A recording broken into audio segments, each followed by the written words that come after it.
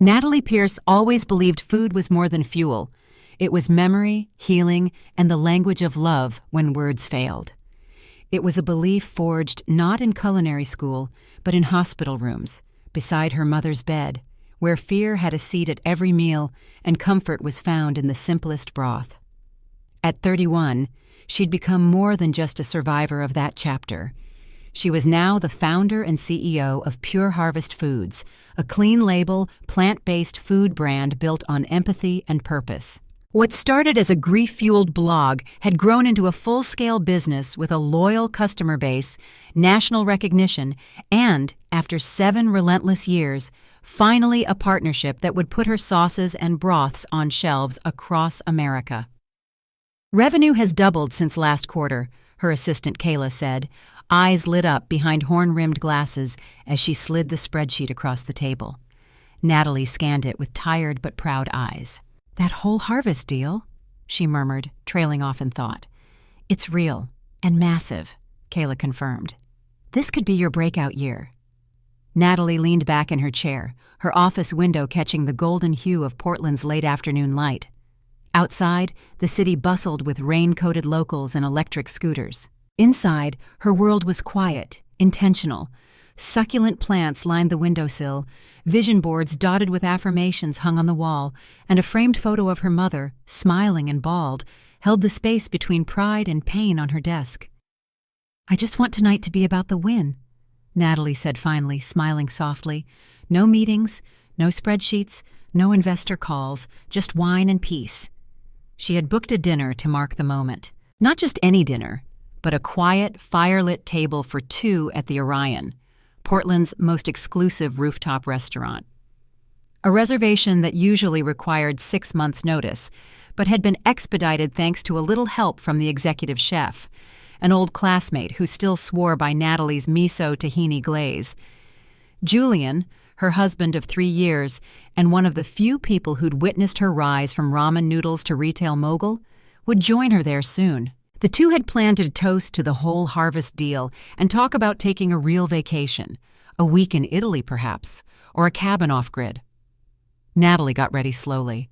She chose a sleek black dress with delicate straps, the kind that said CEO without shouting it. Her hair was tied into a low chignon, her makeup subtle, her wedding ring gleaming with the ease of commitment. She arrived at the Orion early, just before the sun dipped beneath the Portland skyline. The maitre d', a man in his 60s with impeccable posture, greeted her with a warm smile. "Miss Pierce," he said, "Chef Harper sends his regards. Your table by the fire is ready." Natalie nodded, following him across the rooftop, the warm glow of lanterns flickering against polished stone. She felt the tension of the day begin to melt away, until, well, Natalie Pierce, never thought I'd see you somewhere like this." The voice stopped her cold. She hadn't heard it in nearly 7 years, but her spine recognized it instantly, smooth, smug, and laced with the kind of sarcasm that masqueraded as charm. She turned. There he was, Asher Blake, her ex, the man who once told her that food for sick people belonged in hospital trays, not tasting menus. The man who kissed her forehead the night she left culinary school to care for her dying mother, then ghosted her when she needed him most. He lounged in a corner booth, an oversized glass of red in one hand and a smirk playing on his lips. His once boyish face had aged into arrogance. He wore a too-tight navy blazer, and across from him sat a woman at least 20 years older, radiant in designer diamonds, her presence dripping with generational wealth and disinterest. Asher reached for the woman's hand theatrically. "Darling, meet Natalie. We dated back in our starving artist days, before I upgraded." The woman offered a polite nod, then turned her gaze back to her wine. Natalie felt the air thicken, but kept her voice steady. "Asher, what a surprise!" "I bet," he said, eyes scanning her up and down. "Didn't think they let food bloggers into places like this. Still writing about quinoa for cancer patients?" Before she could respond, his companion cleared her throat, visibly uncomfortable. "Asher, don't be rude." "Just catching up," he replied, brushing it off. "Natalie and I go way back. Culinary school dropouts, soup dreams, failed startups, that whole chapter." Natalie didn't flinch. She smiled, poised. Actually, I'm here celebrating a national expansion for Pure Harvest. Not sure if you've heard of it. She let the name linger, like a well-placed garnish. And I didn't drop out. I chose to leave. The maitre d' reappeared at her side like clockwork. Ms. Pierce, your table is ready. Chef Harper mentioned he's eager to hear your thoughts on the new menu. Shall I bring the Krug? Please, she said. As she walked past Asher's table, she could feel his eyes on her. And she didn't care. She was done shrinking to fit his memory. Seated now, glass in hand, fire warming her skin, Natalie exhaled for the first time all day. The skyline flickered in the distance, and the scent of rosemary and wood smoke filled the air. Her phone buzzed. Julian. Running 10 minutes late. Order the Dom for us, and please don't let anyone steal my wife before I get there. She smiled and typed back quickly. Not a chance, but you will owe me dessert. When she looked up again, Asher was staring, but his eyes had dropped.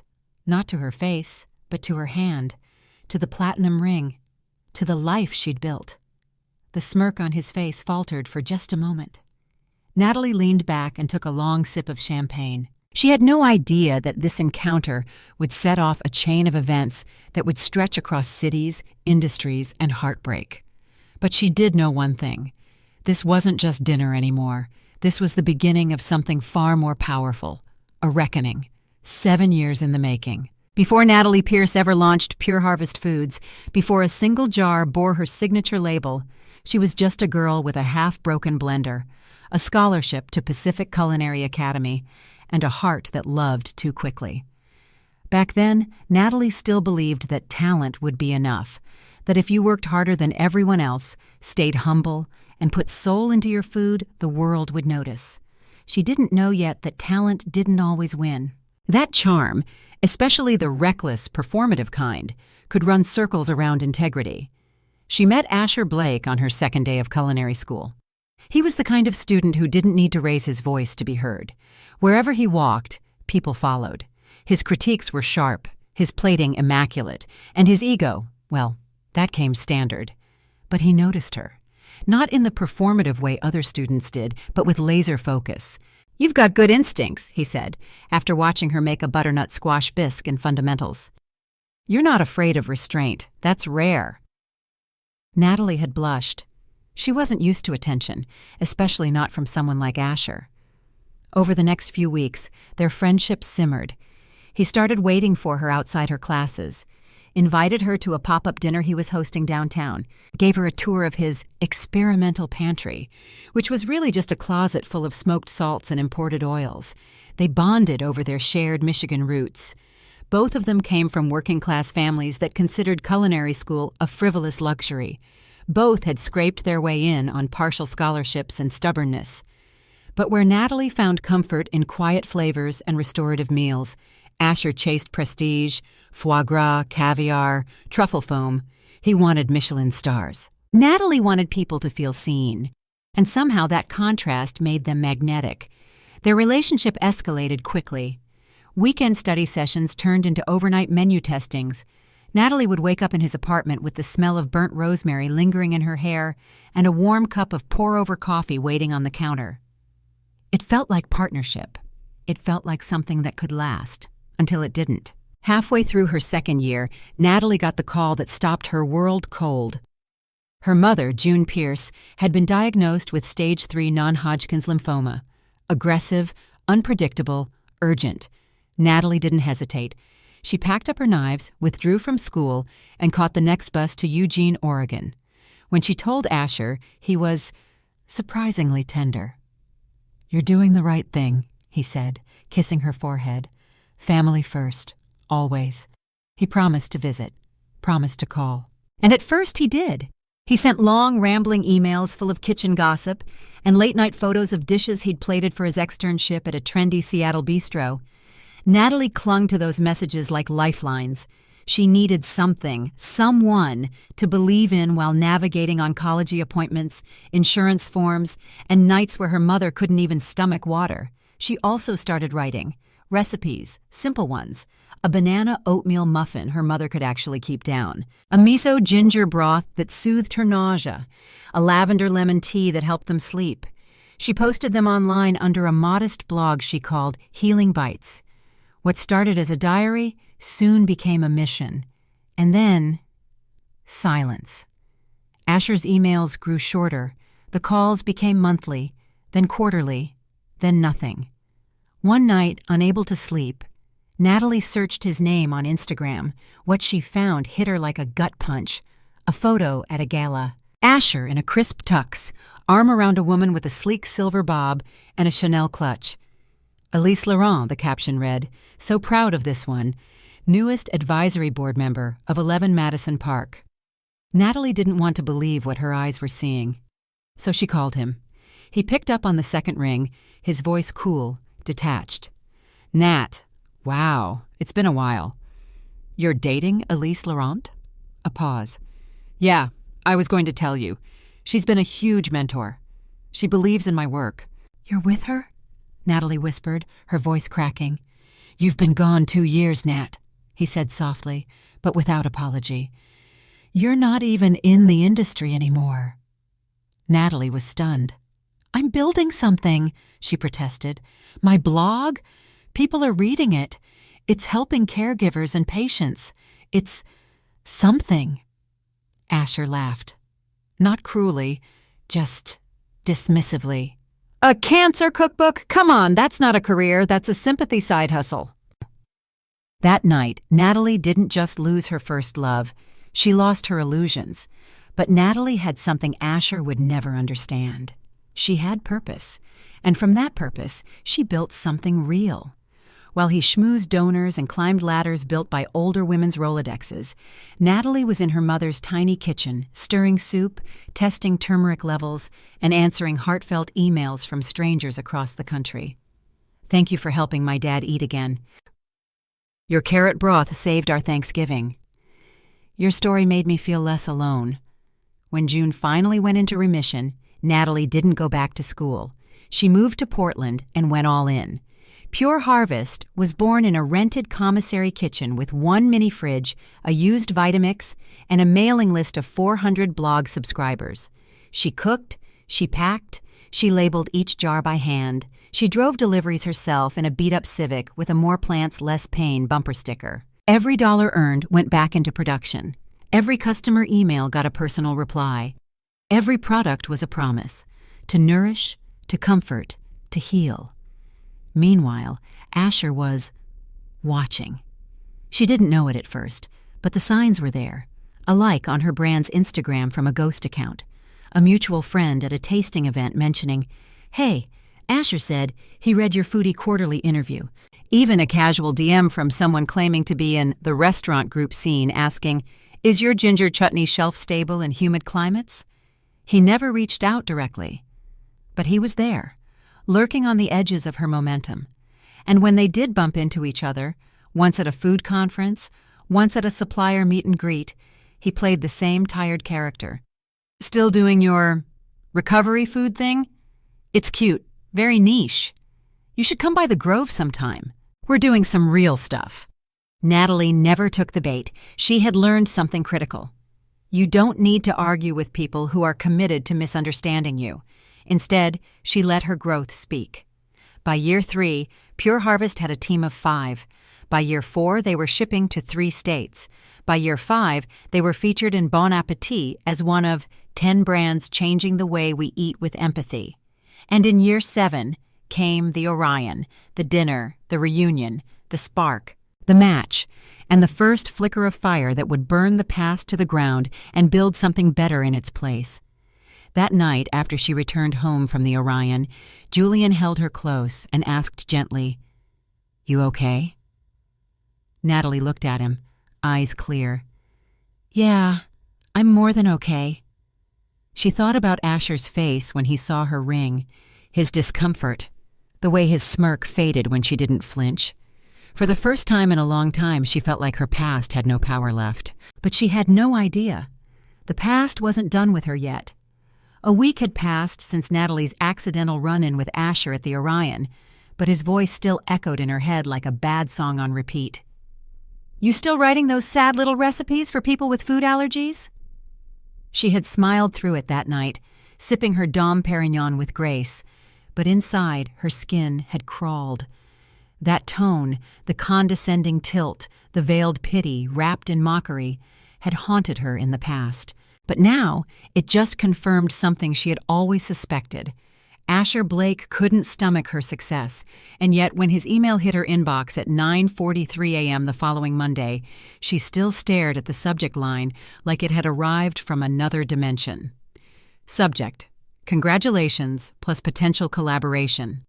Hey Nat, it was unexpected but kind of poetic running into you the other night. I looked you up afterward. You've really done something remarkable. I'd love to talk business. Elise and I just launched the Grove Table, a boutique fine dining spot in Manhattan with a small retail section. I think your products could resonate with our customers. Let me know if you're ever in New York. Would be great to reconnect. Asher. She stared at the screen, heart pounding with something she couldn't immediately name. Was it curiosity, confusion, or that old dangerous thing, temptation? Not romantic. No, that chapter had been burned and buried. But business? That was a different flavor of intrigue. That evening, Natalie sat on the couch beside Julian, laptop open, email still unsent. "You're not actually considering it, are you?" Julian asked, watching her carefully. She sighed. "It's New York, Jules. It's high-end exposure. Their foot traffic alone could boost our Q4. But it's him," Julian countered. "The same guy who ghosted your heart, then tried to crush your hustle." "I know," she murmured. "But this isn't personal. It's market expansion." Julian arched an eyebrow, the one he used when he was trying not to say "I told you so" in advance. She nudged him. "Don't look at me like that. I'm not walking in blind." "No," he said gently, pulling her close. "But just make sure you're not walking into something that smells like opportunity but tastes like regret." 2 weeks later, Natalie stepped into the Grove Table on a gray Manhattan morning, the kind where rain threatens but never commits. From the sidewalk, the restaurant looked like every other upscale joint in Soho. Modest entrance, heavy reclaimed wood door, minimalist gold signage. But inside? It was a study in controlled elegance, slate walls, backlit wine displays, staff dressed in monochrome, a curated scent of roasted garlic and sandalwood. Asher greeted her by the hostess stand, grinning like they were old college friends instead of former lovers with unspoken war wounds. "Natalie," he said, stepping forward, "you look like someone who owns a brand now." She resisted the urge to roll her eyes. "You look like someone who just learned what linen shirts are." He laughed too loudly. "Touché." Asher gave her the grand tour, the kitchen, the open hearth oven, the walk-in that was smaller than he'd like, but cozy in a rustic way. Then he took her to the boutique retail corner, artisan vinegars, limited batch truffle oil, imported chocolates. "This," he said, gesturing to a middle shelf, "is where I imagine your turmeric carrot bisque and tomato fennel sauce." He painted a compelling picture, limited edition packaging, launch event with curated tasting, cross-promotion on their platforms, a 6-month exclusive deal in the New York market. First order, 5,000 units. 5,000? She repeated, doing the math in her head. "That's doable if I ramp up production." "We'll handle all the shelf aesthetics," Asher assured her. "You just bring the flavor." Natalie narrowed her eyes. "And Elise?" "Out of town. Besides, she's mostly silent investor now. I run the operations." The deal was risky, fast, potentially huge. But she was a businesswoman. She didn't lead with fear. "All right," she said, extending her hand. "Let's make it real." Back in Portland, Natalie hustled like never before. She negotiated with packaging vendors, ordered custom jars with a Grove Table X Pure Harvest label, trained 3 new hires, doubled the size of her production calendar. Everything was moving until it wasn't. 7 days before the Grove Table launch, Natalie opened her inbox to a message that felt like a gunshot. Subject: urgent, Partnership postponed. Due to unforeseen internal restructuring at the Grove table, we'll need to delay the retail launch indefinitely. Apologies for the inconvenience. Asher. No call, no follow-up, no explanation, just corporate cowardice dressed in neutral font. Her fingers trembled as she redialed Asher's number. Voicemail. She texted. No reply. Panic hit next. Then nausea. The warehouse was full of custom-labeled jars. Payroll was due in 10 days. Production had already eaten 70% of her Q2 capital. That afternoon, desperate, she called Maya, one of the pastry chefs she'd met during the Grove tasting. "Hey," Natalie asked, her voice brittle. "Is Asher around?" "Oh, you didn't hear?" "Hear what?" "He left." Natalie sat down, her legs unable to hold her upright. "What do you mean left?" "Quit, packed up, moved to Aspen. Some resort gig with another wealthy connection. Elise is pissed." Of course he left. Of course he burned another bridge. And now Natalie stood in the ash pile, again. 3 days later, she finally received a message from Asher. A text. "Sorry it didn't work out. Business evolves. You should know that better than anyone. Maybe stick to online orders for now. Safer for brands your size." She didn't cry. Not this time. She walked into the Pure Harvest warehouse, stared at 5,000 unopened jars of specially labeled product, and let out a slow, deliberate breath. "This was the last time you burn me, Asher Blake," she whispered to the silence. "Next time we meet, I'll be the one offering you a lifeline." That night, she gathered her entire team for an emergency meeting. She stood at the front, eyes steady. "I messed up," she began. "I let someone from my past compromise our future. I made a deal on trust, not due diligence. I put us at risk." No one said a word, until Carla, her head of production, raised a hand. "So, what do we do now?" Natalie blinked. "You mean you're still with me?" "Hell yes," said Jay, their 24-year-old marketing intern turned manager. "You built this. With purpose, with heart. We're not backing down now." A new energy flooded the room. They brainstormed until midnight. Jay pitched a campaign. Save Pure Harvest. Not a sob story, a battle cry. They'd tell the truth. No names, just transparency. They'd invite customers to pre-order discounted product bundles. Use the funds to keep operations alive. They filmed a simple video in the test kitchen. Natalie stood by her ginger pear chutney jars, voice steady but raw. "We built this company to nourish people when life gets hard. Now we're asking for your help to keep that mission alive." The video went live at 8 a.m. By noon, the site crashed. By day's end, they had 14,000 pre-orders. By the weekend, local media picked it up.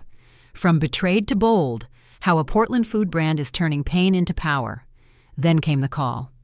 "Hi, Natalie. This is Veronica Maddox. I'm the founder of the Maddox Group. We operate luxury boutique hotels along the Pacific Northwest. I recently tried your fire-roasted tomato sauce at a dinner party in Lake Oswego." Natalie's heart thudded. "I want to talk about a possible partnership." She sat very still. "I think Pure Harvest belongs in our flagship restaurant in Bainbridge. We're rebranding. And frankly, we're looking for someone like you." Someone like her.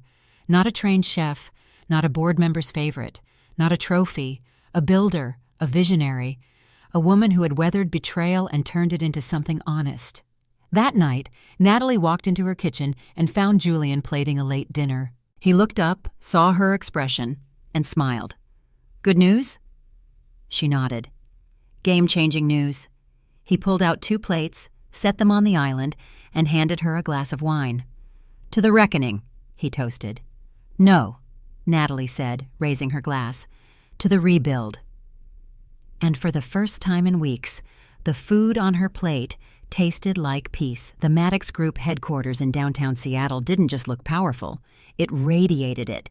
Floor-to-ceiling windows framed views of Elliott Bay. The receptionist didn't blink when Natalie introduced herself, just offered her a glass of cucumber water and summoned the executive elevator. No small talk, no fuss, just quiet, curated excellence. By the time she stepped into the top-floor boardroom, Natalie was composed, heels clicking with confidence. She'd worn a deep green tailored blazer, her signature clean-line ponytail, and a swipe of bold lipstick, the kind that meant business. Across from her sat Veronica Maddox. Tall, silver-haired, precision in every gesture. She didn't smile right away. She didn't need to. "Miss Pierce," Veronica said, motioning toward the seat across from her. "Thank you for coming on such short notice." "It's an honor," Natalie replied, placing her bag on the floor with calm restraint. Veronica folded her hands. "We're relaunching the Cedars. It's our most prestigious property situated on Bainbridge Island. Beautiful views, impeccable service, but we've lost relevance. The current fine dining model is tired. We need something more human." Natalie leaned in, intrigued. "You want to build a restaurant around a story?" Veronica's lips curved slightly. "Exactly. Something seasonal, rooted in healing, memory, purpose. I've followed your work for years, Natalie, ever since the Healing Bites blog." Natalie's heart skipped. She hadn't expected that. "We don't want just your sauces on a shelf," Veronica continued. "We want your ethos in every course." She slid a folder across the table. Inside, a formal proposal. Natalie's breath caught. Position, culinary director. The Cedars scope. Full creative control over concept, menu, sourcing. Exclusive in-restaurant retail for Pure Harvest products. Oversight of kitchen training, media representation, and storytelling. Option to expand collaboration to other Maddox Group properties. Compensation, high six figures. Timeline, launch in 6 weeks. Natalie blinked. "This is more than generous." "It's deserved," Veronica replied evenly. "You've built something authentic, resilient. The Cedars needs that now, more than ever." Then Veronica added, almost as an afterthought, "Our current executive chef is on a final review. Extremely skilled but volatile. The team's morale is suffering." Natalie nodded slowly. "What's his name?" Veronica didn't blink. "Asher Blake." Silence fell over the room like a heavy linen tablecloth. Natalie leaned back slightly. "You're saying he works for you?" "For now," Veronica replied. "But I prioritize values, loyalty, collaboration, things Asher struggles with." Natalie studied her. "And this conversation? It confirms your doubts." "It does." Veronica's tone never changed, but the weight behind her words was absolute. Natalie looked down at the offer again. All the numbers were right. All the opportunities lined up. But something inside her whispered, this wasn't just about business anymore. This was about rewriting the story. She didn't give her answer in that room. Not immediately. That night, she called Julian from her hotel room in Seattle. She told him everything. The offer, the opportunity, the name. He was quiet for a moment. Then, "If you take this, will it be about building something bigger or proving something to him?" "Both," she whispered. "But mostly, it's about doing it right this time, with people who see me, who don't belittle the mission." Julian didn't try to convince her either way. Instead, he said, "Then make it yours, and don't look back." Natalie called Veronica the next morning. "I accept, with one condition." "I'm listening." "Asher can't know, not until the launch. I want to step into this clean." Veronica paused, then, "Discretion has never been a problem." Met.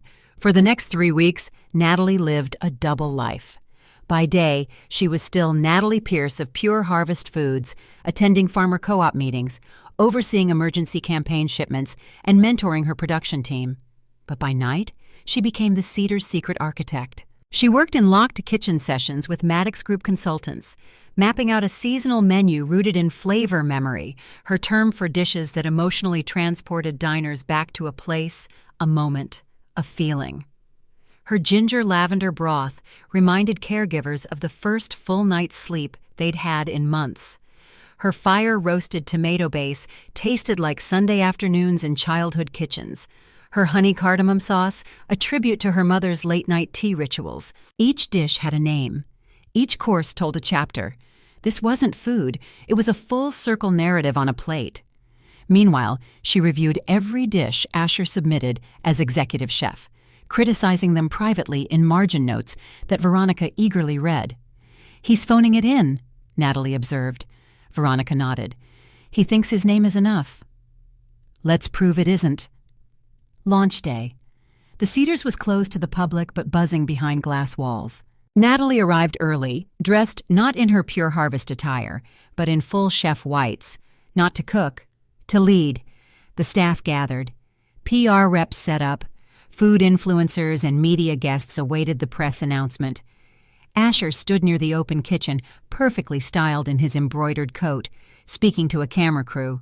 He hadn't seen her yet. Then Veronica stepped up to the podium, microphone in hand. "Thank you all for being here. Today marks the rebirth of the Cedars, a story-driven, heart-led dining experience that honors resilience, memory, and nourishment." Camera shutters clicked. "And now it's my pleasure to introduce the new culinary director of the Cedars, Ms. Natalie Pierce." Every head turned. Asher spun so fast he nearly dropped the wine glass in his hand. His smile, gone, his color, drained. Natalie stepped forward, calm as the sea after a storm. "Hello, everyone," she said, voice firm. "It's an honor to lead this incredible team and to bring this menu to life, one plate, one purpose at a time." Asher's voice cut through. "Wait, what?" He stormed toward Veronica. "You didn't tell me she was—" Veronica raised a single hand. "You're excused from this portion of the event, Chef Blake. We'll discuss privately." "No, I deserve an explanation," he snapped. "She's a blogger, a soft foods merchant. I have Michelin credentials, Veronica. She has an Etsy story."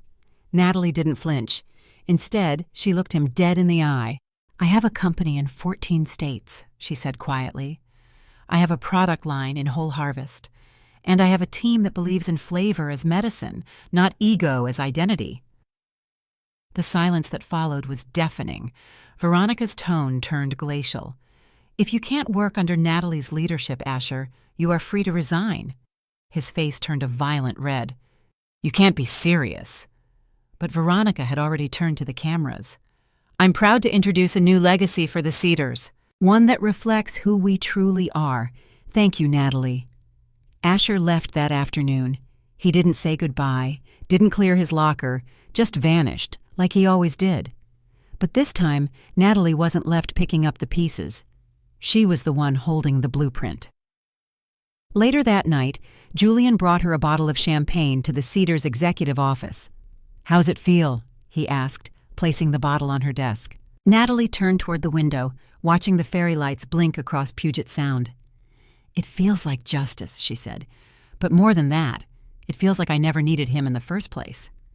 Julian grinned. "You didn't."